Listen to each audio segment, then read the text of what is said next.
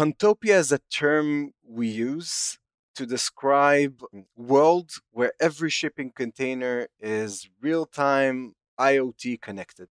Welcome to the Shipping Podcast, where I meet interesting maritime professionals sharing their passion for the shipping industry and their everyday job. I am your host. My name is Lena Gothberg.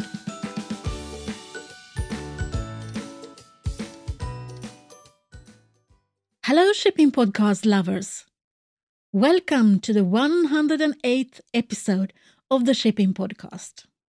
If you are a new listener, there are 107 episodes for you to listen to.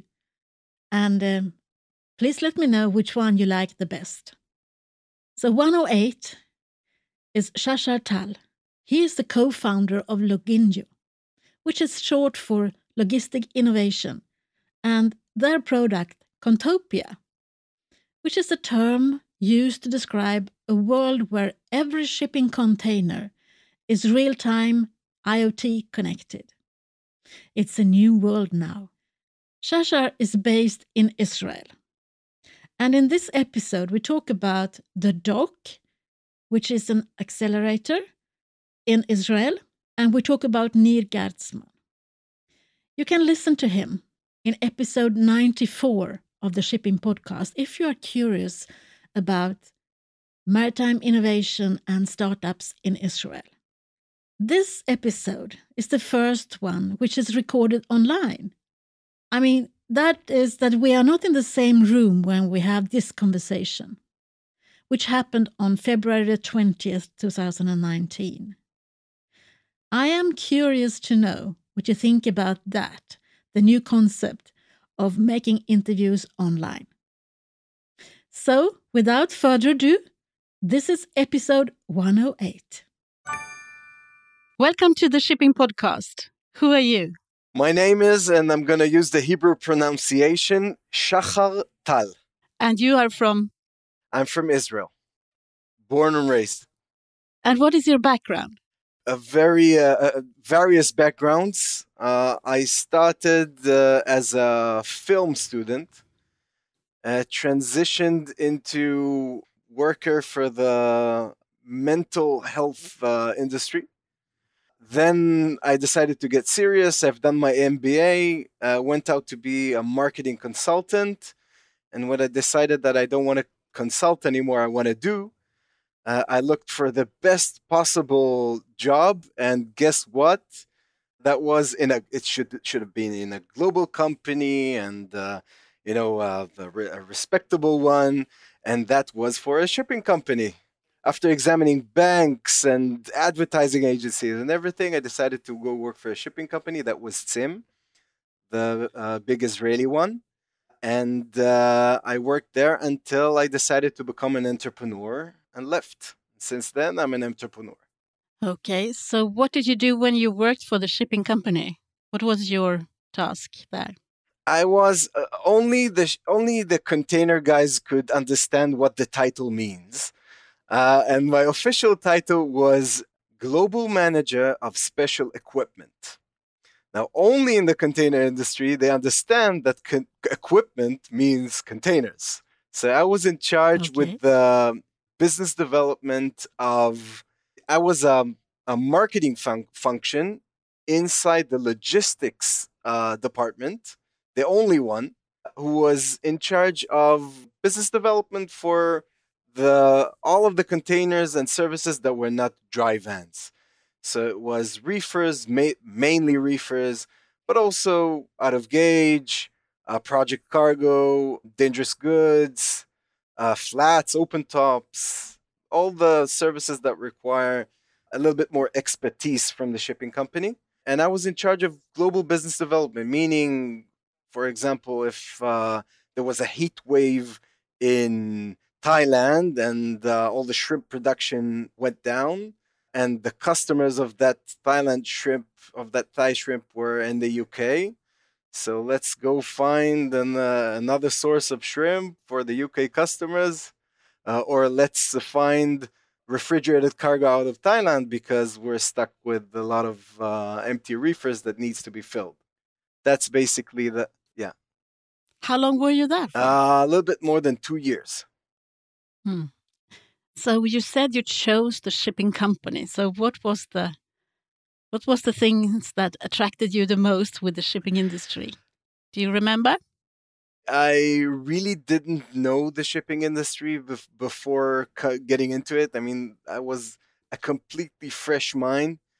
I spent my first months just learning and learning and meeting with everybody because it's such a specific industry to understand. But because I had a background in consulting and I had to dig deep into markets as a profession, then I managed to do in a few months what what a normal untrained person would do in a few years. So I got the understanding. What I understood for the shipping industry is that everything is opposite. I mean, it may sound logical for an outside person, but then you'd have all these considerations going back 200 years ago that actually forced the industry to act the exact opposite of what you would expect.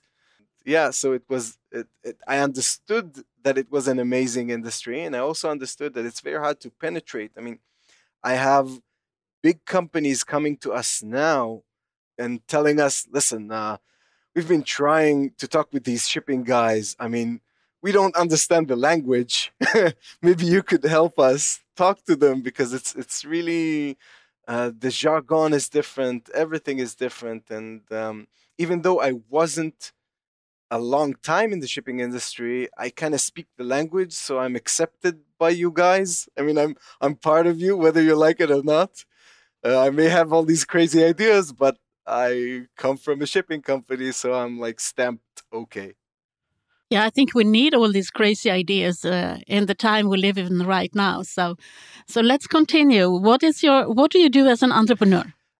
Currently, I used to be an entrepreneur for another startup that is not related to the shipping industry, but now I am full time one of the two founders of a company called Loginno. That's short for Logistic Innovation. So you immediately understand what we do. Mm-hmm. And the main focus of Loginno is to create Contopia. Contopia. Contopia. What is that? Contopia is a term we use to describe a world where every shipping container is real-time IoT connected. And how do you do that technically? Technically, we take a standard part of the container called the container vent. It's an ISO it's a part of the mechanics of the container. And we actually patented the use of that vent to be used as a monitoring device for the container. So if you want to transform a normal dumb quote unquote container to a smart container, all you have to do is to go to your nearest depot and ask the depot person to replace the vent. It's something that they already know. And our device looks and installs exactly like a container vent. So then they install this brain on top of the container. It's a very unique spot because it has access to both the inside of the container to measure the cargo and the outside of the container to transmit out, because you can't have magnetic waves because of the Faraday effect to transmit from the container outside because it's a metal box. And that's it, a very unique spot that we were fortunate enough to patent that gives us nice competitive advantage. Is it expensive? That's probably the first question you get from a shipper. Actually, no. I mean, our business model allows for selling services to shippers for as low as $5 per trip. It's nothing. A door-to-door container trip costs thousands of dollars, door-to-door, not just the freight. And to add I mean, it depends. Let's say 5 to 50. But even 50 is a fraction of the cost of the shipment for such a high value. So then what? If I'm your client and I install this on the containers that I'm shipping, can I then see them on my computer, or how does it work? Seeing them is, let's say, the basic applications. Let's talk about high level and then go down. Okay. On a high level, in a Contopia scenario, it's and Contopia, by the way, is a mesh of container utopia. If I think I haven't mentioned that, but it's obvious. We like these meshes: Loginno, Logistic Innovation, Contopia. But let's go. Let's look at it at a bird's view, and then go down to the applications. And from a bird's view, if you have the entire global fleet or a specific shipping company's fleet, for that matter, applying the Contopia use case, real time IoT connected, you then turn these boxes into data miners in essence. And they mine data regarding the cargo inside them, which is important, but not less important, the environment around them. And so they turn out to be these spies that go in and out of places and let us know what's happening, not just the cargo. I mean, cargo is one application, cargo monitoring, a very important application, but it creates this database of a new aspect of shipping. I mean, it's actually the digital manifestation of the physical aspects of the container shipping that tells us so much. And I can give you one example. Let's say there are two ports in the world, two very nearby port of Shanghai and the port of Ningbo. They are both competing for, one is the number one port in the world, one is going to be the number one port in the world if you look at the development plans. And they're both competing for business. And let's say both of them advertise as part of the competition, they advertise an index, a KPI called operational efficiency or what have you. I mean, how much time it takes for a container to be handled in that port. Let's say it's a very important factor. Container gets in, needs to get out. That's the quality of service for these ports. Let's say that both of them say that we have 90% operational efficiency and we're all good, and nobody has any means to examine that. But because we have our little spying boxes coming in and out of them, we can actually say, and I don't want to put a stigma, so I won't say which port, but let's say that one port is about 94% operational efficiency and the other one is, say, 72, 73. Now, imagine the implications that these very respectable entities in global economy would have if these numbers ever come out, the effect to their competition. Now, we've talked about two ports. Multiply that now, please, to every port in the world, every terminal in the world, every shipping company, every trucking company. You get the idea. It's the Google of logistics. Now, going back from the bird's eye view, going down from it, we're creating data that can be applied to many applications for all types or to almost all links in the logistics chain. I mean, the shippers naturally would like to have, first of all, a map showing where their cargo is in real time, and if the cargo is intact and everything's okay.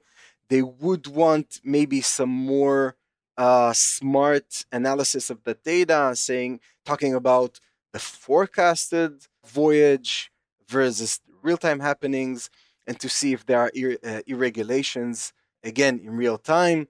But it's not just the shippers. There's an entire world that needs this information. For example, Customs and Homeland Security might want an indication in real time on every container that approaches the border, whether or not it has been breached. Yeah, but if I am the ship owner, would I then own the data, or who could harvest the information? That's a wonderful, wonderful question. Data privacy, who owns the data, who's responsible for the data? It's a huge question. The good thing is that we're not talking about data about people, so GDPR and all that. I mean, that's out of the discussion. We are talking about sensitive data because if you have containers whose shippers are let's say, the Chinese government, and they're shipping missiles, and it happens, or the Federal Reserve shipping gold, You really don't want this information flying around. So we have this regime of data conduct, which is transparent. The data itself was not transparent, but the routes of the data are. And we tell our customers, listen, this is exactly what each link in the logistics chain is getting. Now, it's definitely not going to include shipper information or cargo information. But yes, if you're going to use this container for this virtual seal product that I've just discussed for customs and homeland security, yes, they will get real-time information about whether or not the container has been broken. This is something that's going to be given to customs and homeland security. For your insurance company or for your creditor, the bank that gives you a letter of credit, they want to make sure that nothing happens with the cargo, and you'd give thus more or less the same type of information to them. Irregular happenings in the voyages, unauthorized intrusions, delays, and all that, there would be certain links in the logistics chain that would get that information, and everything would be visible and everything would be known to the users. Every ship owner that I speak to, they talk about connectivity as something expensive. And then all the startups I talk to in the connectivity business, they think, well, that's doable. You can do that. You don't have to be connected to a satellite constantly. And the satellite companies I talk to, they are telling me that the cost is coming down. So I feel like, where are we in this cyber world when it comes to costs and connected Internet of Things or Internet of the Sea or whatever we will call it? What do you think? How do you? I mean, what are you using? How will this affect costs for the ship owner or the shipper or whatever, in addition to just buying the thing from you, the vent? So let's talk about business model. Yeah. Currently, 100% of the market is. I'm going to answer a different question, by the way, and then I'm going to come back, because it's important to understand how different are we than almost everybody else except for one company. And the fact is that 100% of the market today are services that include devices, connectivity, etc., that are sold to shippers. Shippers drive this market currently. Now, the problem with these kind of services is that it's so much inefficient that it's not even reasonable, because shipping companies are out of the equation. The companies go to the shippers and they give them boxes, they give them some software, they give them connectivity solutions, and it's a huge headache for the shippers to install the box at the start of the voyage, and then you have to get it off at the other side, because otherwise the container continues and you'd never see your expensive device again. And all the reverse logistics, I mean, just the reverse logistics kills the business model. Not kills, because this market exists. There are 300 companies that offer such services, according to latest researches. But it's expensive. It's hundreds of dollars, if not more, if not, almost 1,000 per voyage. And it's structured, even the marketing is structured for shippers, high value cargo, pharmaceuticals and reefers, all of that. Now, the other side that nobody else are doing, it's only us and a French company called Traxsense, is finding a solution to permanently convert a container fleet to smart containers. And once you do that, the marginal cost of the next voyage is very, very low, because you don't have to install devices again. You don't have to do the reverse logistics. All you have to do is to take care of communication. And that's it. And that's not a huge cost nowadays. So the entire business model that we work on is unique. And we believe that it's the only thing that would really create the huge impact in this market that everybody's waiting waiting for it, because you can't get anywhere with these devices that you install and remove. I mean, that's not gonna travel anywhere. Now, apart from everybody that bypass the other market, bypass the shipping companies, we actually embrace them. Again, I come from a shipping company. I understand the pain, and I understand what it's like to because I've talked to the historians in our company and others. I mean, I've worked for Tim for 2 years, but many more years I've been talking to the rest of the market, specifically the shipping companies, and you get these stories about how the shipping companies lost their direct connection to the shippers. They lost it to the freight forwarders. They became some sort of, subcontractors of the freight forwarders. Now, my intention is to give the shipping companies their pride back. And their pride is with their assets. The assets are ships, which we're not really touching, and containers, which we are definitely touching. So by offering digital services based on their real estate called containers, they're actually strengthening their position in the market. So we love shipping companies. We're partners with the shipping companies. We don't sell them anything. They're not paying anything. They provide the boxes and the commitment. We provide the technology, and together we're selling services to the rest of the market. Everything that is related to the shipping company itself, and they can definitely benefit from the data managing their own container fleet in a much, much better way that saves a lot of money to them. Everything regarding that, they get it for free. You are piggybacking on what they are already connected. So that is where you are sort of attaching your stuff.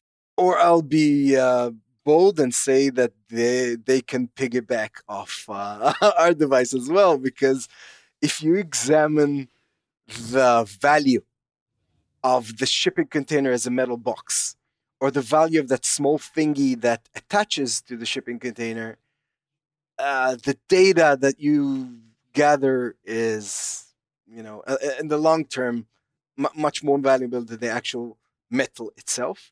But yes, it's a symbiotic relationship with us and the shipping company. And that's what you need to do in order to sell a service that's effective and cheap to the market. And that's how you're not getting bypassed by all these companies that sell the service direct to shippers. In fact, you're offering the same, if not much more, at a fraction of the cost with no headache to the shippers and to the other links in the logistics chain, and you improve your pride a little bit. May I ask you, because I remember speaking to someone in the satellite industry a year ago, something like that, and he pointed out to me that at that time, the data harvesting or the analytics were done by consultants, but then he saw a trend that the shipping companies were starting to hire data analysts and setting up their own department for doing all this analysis. What is your view on that today? This is an amazing progress. I mean, I have talked to several shipping companies who had digital officers, and they're talking about the data and all that. So as an initiative and as like kind of a mind switch for the shipping companies, and look, the train has left the station, because if the top management of Maersk, for example, declare that they're going to switch their profit from 70% physical and 30% digital to 70% digital and 30% physical, that's a declaration. And Maersk much better than I do. They set the bar for the entire market, and that's what's going to happen. Now, the issue with Maersk specifically is that they are looking for the best possible way to digitize their fleet. And from my understanding, it's going to take them a long, long time. What we are going to do is we're going to now demonstrate in a smaller shipping company how Contopia looks like. And then the big shipping companies would have the assurance that equipping the entire fleet with smart containers is a good investment. Because if you talk about millions of containers, it's a huge investment to equip them. If you talk about a smaller player, I mean, the game is less costly. Yeah, I think so. So I wanted to add that I have done an interview with one of the product managers at Maersk, talking about how they have connected all their refrigerated containers. Yeah. So I think they are aware of the cost and the problems, and well, we'll see. There's probably a technical solution to that as well. Yes, there's again, as I've said, everybody's examining what is the best way to go digital.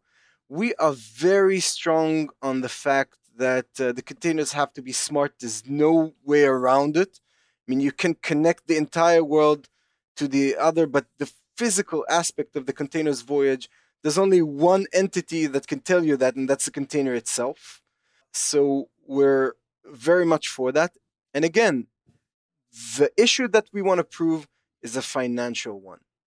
If it takes X to equip a container fleet with smart container devices, and that X is returned to you within a year's time or even less than a year's time, then Contopia or not, it's a wonderful investment.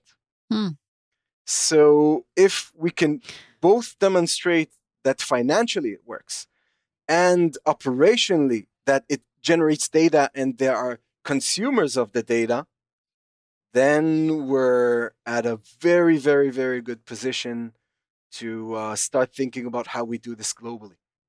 Just by doing this with one small shipping company. I understand that there is a strong startup community in Israel focusing on the maritime industry.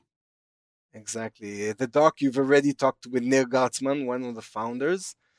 I mean, there's a very Israel is a very innovative country. We always appear very high in all of these international analyses of countries, where the World Economic Forum and all that. I think most startups per capita Israel, if I'm not mistaken. However, all of this wonderful innovation, very little marine applications. So we were very fortunate to have Hanan and Nir and Noah form the doc, which after only 1 year is now one of the most prominent accelerators in the world. I mean, they know everybody already, all the big corporates. I mean, they're very locally, but in Israel, they're really doing wonders. And I'm very happy. I can tell you a secret. Loginno is their first portfolio company. So you can now make a connection. Oh, I have to congratulate you then. Yeah. That was a few months ago, but yeah. So how do you see the future of shipping in general? When I look at the shipping world, you see like really big disruptions going on. You see the invention of the container itself doing the big disruption in the way cargo has been transported. And then you see another big disruption when the reefer came out and all the supermarkets of the world were exploded with cheeses, from around the world and stuff that were never there. And I firmly believe that the third milestone in the shipping industry, in the container shipping industry, will be the digitalization of the fleet that will unlock so much. It's a sea of opportunities, I would say. Exactly. So how do you think that this industry could become more visible to the general public? I mean, you didn't know anything about shipping before you started. You just stumbled into it. No. Yeah. Do you have any ideas of how we could become more visible? Yeah, I've seen your agenda, and I will recommend a female next interviewer. And I actually thought about this because I knew that I'm going to be asked that question. I think it was Nicholas from Rainmaking who asked if that's actually a good thing. I completely believe that the shipping industry deserves much better visibility than it has right now. Not sure that the insurance side or the operational side would cut it. I can tell you my experience from what made me fall in love with the industry. Because again, I left to be an entrepreneur. I could have gone anywhere. I continued with shipping. I fell in love with it. First of all, is it's a leviathan market. I mean, you look at the size of ships, of containers, of these Legos traveling around, and it's like massive. Only the, let's say, real estate industry building skyscrapers has this kind of magnitude. And the fact skyscrapers stay the same. In here, everything is dynamic. I mean, you get a ship going into the port. The unloading of containers, it's like when you're close to it, you feel like a fly next to that big ship. So the massiveness of the market is amazing. And the innovation revolution that's now conquering the market is, I believe, a very big. It can be a very big marketing asset to try to push this market outwards. Looking at it as a marketing person, it's an amazing market with some aspects that are very, technical and maybe a little bit boring, fascinating to the people that are dealing with it. Insurance. Look, even the insurance side of it, I sat at the claims and insurance department in Timlines. It was, again, as part of my training, part of my trying to understand the shipping world. And it was, claims and insurance was the most interesting part of, not because of the claims process itself, which is really, it's like the booking process, and all the other processes that we have, but the events, the huge fires, and the cargo that everybody's squabbling about who does it belong to, and the legal implications. Look, Hanjin went bankrupt with so many cargo, just lying in there. Creates so much discussion about who does this cargo belongs to, and I mean, it's, to me, it's fascinating. Plus, the explosion pictures are it's they're amazing. Yeah, but I think that is what I'm trying to move away from when it comes to visibility, because that is our problem. I think that is the industry's problem, that we are only shown when there is something terrible that has happened.